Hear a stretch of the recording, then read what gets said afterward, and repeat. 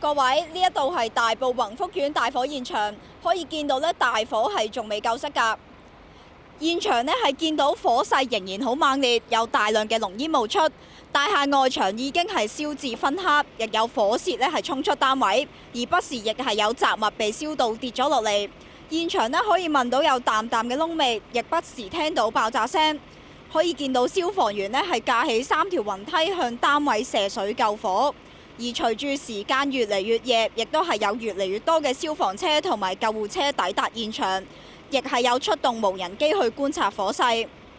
而消防員同埋警方亦喺現場拉起封鎖線，唔俾周邊嘅居民同埋市民靠近宏福苑。大埔宏福苑喺今日下晝嘅2點51分發生火警，並喺下晝嘅6點22分升到5級。而截至下晝6點，警方總共只有9個人唔舒服，喺那打素醫院同埋威爾斯親王醫院治理，其中有5人死亡，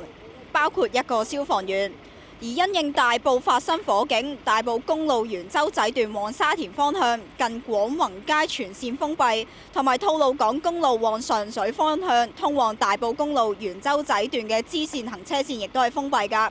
現場情況先睇到嚟呢一度。